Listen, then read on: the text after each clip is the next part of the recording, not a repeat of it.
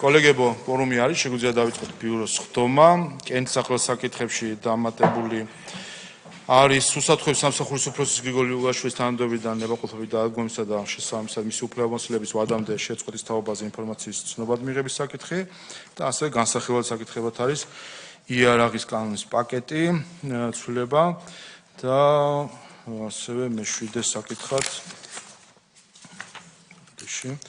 არის სისხლის სამართლის კოდექსში ცვლილება ნარკოტიკებთან დაკავშირებული ცვლილების პაკეტი.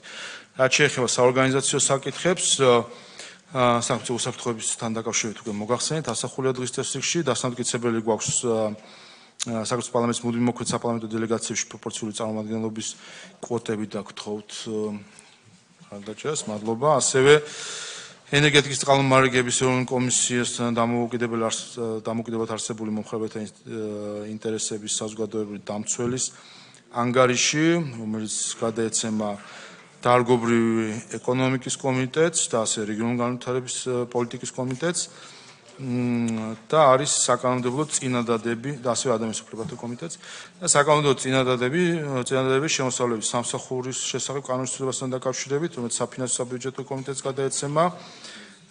ასევე არის საკანონმდებლო წინადადება LGBT მარშებისა და შესაბამისი ფერადი ნივთების აკრძალვის შესახებ, რომელიც გადაეცემა ადამიანის უფლებათა კომიტეტს.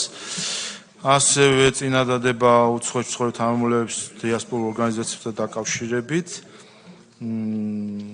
კანონის პროექტზე ლობისტის სამართლიანი მდგომარეობის შეწყვეტის მომართვა საალ სარაჯიშვილი ლობისტი მოგმართავს და ეს განცხადება გადაეცემა საპროცედურო საკითხთა კომიტეტს და ბოლოს ინფორმაციისთვის კვლავ ზაალ სარაჯიშვილის ინფორმაცია გაწეულ ხარჯებთან დაკავშირებით ლობისტის ინფორმაცია. სხვა საკითხები თუ არ არის, გადავინაცვლოთ ხდომათა დარბაზში. და ბიურო გვექნება ცოტა ხანში, ვინაიდან ჩვენ თავშივე განვიხილავთ უფლებამოსილების შეწყვეტის ცნობად მიღებას და შესვენებას გამოვაცხადებთ, გვექნება ბიურო, სადაც კანდიდატურა იქნება წარმოდგენილი სახელმწიფო უსაფრთხოების სამსახურის ახალი ხელმძღვანელის, შემდეგ კომიტეტი ჩატარდება.